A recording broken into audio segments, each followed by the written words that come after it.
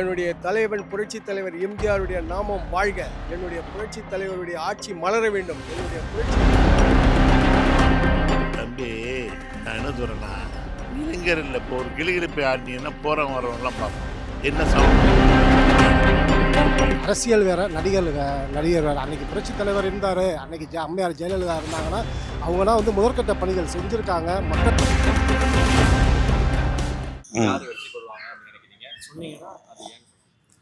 இது 2026 சந்தேகம் இல்லாமல் நம்ம திராவிட முன்னேற்ற கழகத்தினுடைய கூட்டணி அதில் காங்கிரஸ் இணைஞ்சதுனால மாபெரும் வெற்றி அடையும் என்பது உறுதி.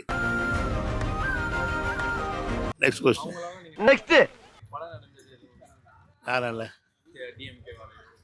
எங்களுக்கு பலன் இருக்கோ இல்லையா, பொதுமக்களுக்கு நிறைய பலன் செஞ்சுருக்காங்க.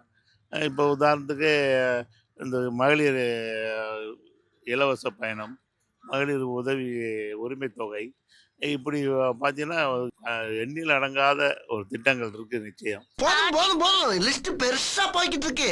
அதுதான் அவங்களுடைய ப்ளஸ் பாயிண்ட்டு. அதோட குறிப்பாக அவங்ககிட்ட இருக்கிற காங்கிரஸ் அவரோட துணை இருக்கிறதுனால அந்த மாபெரும் வெற்றி அடைகிறாங்க. எதிர்கட்சி தலைவர் வந்து அதை டிசைடு சொல்ல முடியாது.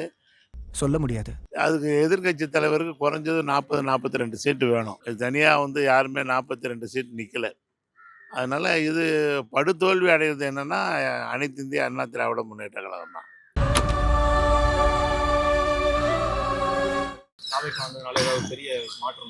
இல்லை இந்த ஈசல் கும்பல் தெரியுமா? ஊர் சைடெலாம் பார்த்துருப்பீங்க நீங்கள். ஈசல் வரும், அன்னைக்கே வந்து டெத் ஆகிடும். பார்க்குறது ஈசல் கும்பல் நிறையா வரும், ஆனால் ஒரு செகண்டில் எடுத்து போயிடும். அது வந்து மேலே ஒரு கேலிக்குறியான இது. ரெண்டாவது, மக்கள்கிட்ட வரமாட்டேறான். அந்த மக்களோட மக்களாக வரணும். இப்போ ஒரு மீட்டிங் வரணும்னா அவர் போய் அங்கே போய் பார்க்கணும். மக்கள் போய் ஓட்டு போடுறோம் அங்கேயே பார்ப்பாங்க. அதனால் இது காணல் நீர் சொல்லுவாங்க. பார்த்தீங்கன்னா ரோட்டில் போகும்போது தண்ணி இருக்க மாதிரி தெரியும். தண்ணி இருக்குன்னு குடிக்கலான்னு போனால் அங்கே தண்ணி இருக்காது. அந்த மாதிரி இது காணல் நீர் இது. அதனால் இதெல்லாம் ஒன்றும் பொருட்படுத்த வேண்டிய அவசியம் கிடையாது. அதனால் அது வெற்றி அடைவது ரொம்ப சுலபம். அது வந்து இருந்தாலும் அந்த தலைமை ஏற்கின்ற ஸ்டாலின் அவர் ரொம்ப பணிவாக இந்த கூட்டணி அமைக்கும் போது தெரியும், அவர் பண்பட்ட தலைவர் என்றதை நிரூபிச்சிருக்காரு.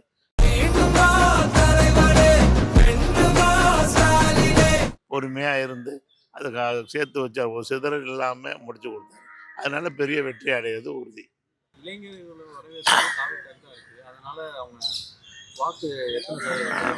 தம்பி, நான் என்ன சொல்கிறேன்னா, இளைஞர் இல்லை, இப்போ ஒரு கிளிகிழிப்பை ஆடினீங்கன்னா போகிறவங்க வரவங்கலாம் பார்ப்பான். என்ன சவுண்டுன்னு பார்க்குறது. அந்த கும்பலில் உள்ள முக்கால்வாசி 80% ஓட்டு இல்லை, 20% தான் ஓட்டு இருக்குது. அது விட ஒரு நடிகர் வந்தால் பார்க்க போவோம்ல, அந்த மாதிரி கும்பல் தான் இருக்கே தவிர வேறு வந்து அவங்கள்ட்ட வந்து செயல்பாடு எதுவும் கிடையாது. சதவீதம் என்ன, எனக்கு தெரிஞ்ச ஒரு 2% வாங்குறதே கஷ்டம். நீங்கள் என்ன நினச்சி கேட்குறீங்களோ அது கிடையாது. ஆனால் 1% 2% தான் வரும். நான் கோவமாக கிளம்புறேன். அது வந்து என்னென்னா, இந்த கொஞ்சம் உங்கள் மாதிரி இளைஞர்களுக்கு ஓட்டு உரிமை உள்ளனால போடுவாங்க. அவன் எதுக்காக நிற்கிறான், அவனுடைய கொள்கை என்ன, எதுவுமே மக்கள்கிட்ட போய் தெரியாது. அவன் யோசிச்சான். ஒரு ஓட்டு போடுற இந்த ஓட்டு உரிமை இருக்க, அது மாபெரும் ஆயுதம். இந்த ஒரே ஒரு கருப்பு மை போடுறது ஒன்றும் கிடையாது. நீங்கள் யாரை வேணாலும் கொண்டு வரலாம், நிகாரிக்கலாம். அந்த உரிமை உண்டு, இந்த ஓட்டு உரிமைக்கு உண்டு. கரெக்ட், நியாயமான பேச்சுப்பா. ஆனால் 2026 சட்டமன்ற தேர்தலில் யார் மீண்டும் ஆட்சி அமைக்க வாய்ப்பு இருக்கு? 2026 சட்டமன்ற தேர்தலில் மீண்டும் ஆட்சி அமைக்கிறதுக்கு அதிகமான வாய்ப்பு திராவிட முன்னேற்ற கழகத்துக்கு தான் அதிகமான வாய்ப்பு இருக்கிறது. கடந்த 5 காலத்தில் அவங்களோட பணிகள் வந்து மிக சிறப்பான பணிகள். தமிழ்நாட்டு மக்களுக்கும் சரி, அனைத்து சமுதாய மக்களுக்கும் சரி, அது கிறிஸ்தவ மக்களாக இருந்தாலும் சரி, அது இந்துக்கள் மக்களாக இருந்தாலும் சரி, இஸ்லாமிய மக்களாக இருந்தாலும் சரி, அனைத்து மக்களுக்குமே அவங்களுக்கு தேவைக்காண்டி குரல் கொடுத்த ஒரு கட்சின்னு பார்த்தா அது திராவிட முன்னேற்ற கழக கட்சி. இது நம்ம லிஸ்ட்லயே இல்லையே. அடேங்கப்பா. மக்களின் தேவையை உணர்ந்து மக்களுக்கு இன்னைக்கு என்ன வேண்டும், அவங்களுடைய சேவை அறிந்து செய்யக்கூடிய ஒரு கட்சினா திராவிட முன்னேற்ற கழக கட்சி. அப்போஸ் திராவிட முன்னேற்ற கழகத்துக்கு அதிகமான வாய்ப்பு இருக்கு. தமிழ்நாட்டோட எதிர்க்கட்சி தலைவராக யார் வர வாய்ப்பு? தமிழ்நாடோட எதிர்க்கட்சி தலைவராக வர்றதுக்கான வாய்ப்பு இப்போ உள்ள சூழ்நிலைக்கு நான் இல்லைன்னு தான் சொல்லுவேன். இல்லையா அதுங்கிற ஒரு சூழ்நிலையை தான் இன்னைக்குள்ள நிலைமைக்கு இருக்குது. உங்களுடைய கருத்துப்படி அப்ப 234 தொகுதியுமே வந்து திமுக கூட்டணியே வெற்றி பெறும் நினைக்கிறீங்களா? கண்டிப்பாக வெற்றி பெறும். நடிகர் விஜய் அவர்கள் வந்து இப்ப அரசியல்ல என்ன மாதிரியான தாக்கத்தை ஏற்படுத்துவார், எத்தனை சதவீத வாக்குகளை பெறுவார்னு நினைக்கிறீங்க? அத வேற ஞாபகப்படுத்திட்டீங்க. விஜய் வந்து முதல்ல வந்து அவர் ஒரு நடிகராக பாருங்க. அரசியல் வேற, நடிகர் நடிகர் வேற. அன்னைக்கு புரட்சி தலைவர் இருந்தார், அன்னைக்கு அம்மையார் ஜெயலலிதா இருந்தாங்கன்னா அவங்களாம் வந்து முதற்கட்ட பணிகள் செஞ்சுருக்காங்க. மக்களுக்காண்டி வந்து கீழ்கட்ட பணிகளில் வந்து உழைச்சிருக்காங்க. அந்த பணிகளை செஞ்சுட்டு அரசியலுக்கு வந்துக்கிட்டு ஒரு தலைவராக வந்து தன்னை வந்து மக்களுக்கு முன்னாடி நிறுத்திக்கிட்டாங்க. இவர் எந்த சர்வீஸுமே இன்னும் வந்து மக்களுக்கு வந்து பண்ணல. நான் விஜயோட ரசிகன் தான், அதுக்காண்டி தலைவராக வந்து ஏற்றுக்கிற முடியாது.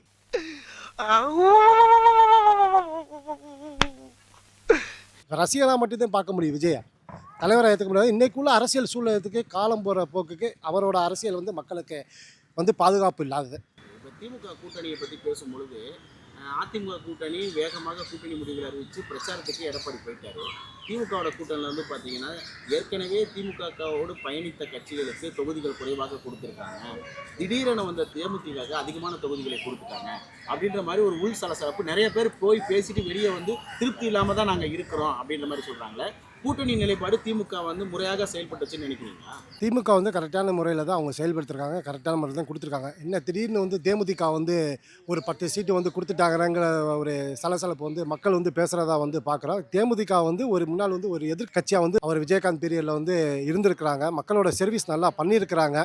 அந்த அம்மாவும் இன்றைக்கி வந்துக்கிட்டு மக்களுக்காண்டி குரல் கொடுத்துட்ருக்காங்க. ஒரு எதிர்க்கட்சி அந்தஸ்து உள்ள ஏற்கனவே உள்ள கட்சி, அவங்களுக்கு ஓட்டு சதவீதம் இன்றைக்கி வந்து இருக்குது.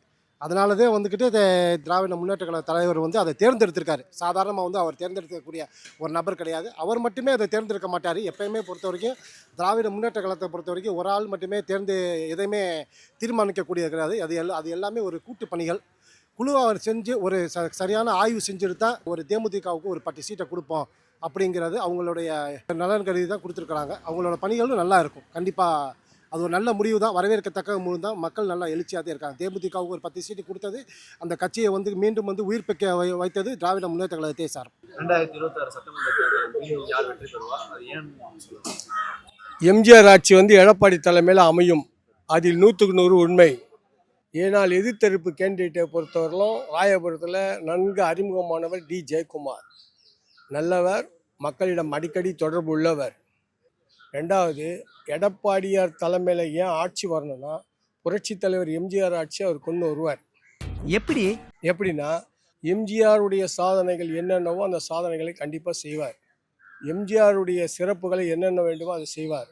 மீண்டும் தனி மெஜாரிட்டியாக எடப்பாடி தலைமையில் என்னுடைய கோட்டை எம்ஜிஆர் ஆட்சி மலரும். அம்மாவுடைய மறைவுக்கு பிறகு எடப்பாடி வந்ததுக்கப்புறம் ஓட்டு சதவீதம் வந்து ரொம்ப சிதறல் ஆயிடுச்சு. அது இல்லாமல் அவங்க பணிஞ்சு போகிறாங்க. ரொம்ப கேப்பபிளான அவங்க தலைவராக இல்லை அப்படின்னு எதிர்கட்சிகள் நீங்கள் சொல்கிறது 100க்கு 100 பொய். அதால் இரட்டை இலையும் எம்ஜிஆருடைய தொண்டனும் எந்த கட்சிக்கும் போக மாட்டான். என் தலைவன் எம்ஜிஆர் ஆரம்பித்த கட்சி யாராலையும் அழிக்க முடியாது. அந்த கட்சியும் அந்த சின்னத்தையும் அந்த கொடியும் காப்பாற்ற யாருன்னா புரட்சி தமிழர் எடப்பாடியார். அதில் எந்த மாற்றம் கிடையாது. வாழ்க வளமுடன். என்னுடைய தலைவன் புரட்சி தலைவர் எம்ஜிஆருடைய நாமம் வாழ்க. என்னுடைய புரட்சி தலைவருடைய ஆட்சி மலர வேண்டும். என்னுடைய புரட்சி தலைவருடைய மண்ணில் இருக்க வேண்டும். அவர் வளர்த்து போன கட்சி, அவர் பேரை சொல்ல யாராலையும் வாழ முடியாது. அவருடைய ஃபோட்டோ போட யாராலையும் வாழ முடியாது. எங்கள் கட்சியிலேருந்து இது பெரிய கடல். எத்தனை புல்லுருவிகள் போனாலும் சரி, எத்தனை கயவர்கள் போனாலும் சரி, எங்களுடைய ஆட்சி தான் மலரும். இந்த கட்சியை எடப்பாடியும் செய்வார். அதுக்கப்புறம் ஒரு எடப்பாடியும் உருவாவார். அதுக்கப்புறம் வருவார் எம்ஜிஆர் என்ற மாமந்திரம் 3 எழுத்து. அந்த 3 எழுத்து உள்ள மாமந்திரம் இந்த கட்சியை யாரும் அழிக்க முடியாது. அழிக்க நினைத்தால் கடைசி தொண்டன் சடையப்பன் காப்பாற்றி நிறுத்த வைப்பான் என்று எச்சரிக்கை செய்கிறேன், உத்தரவு கொடுக்கிறேன்.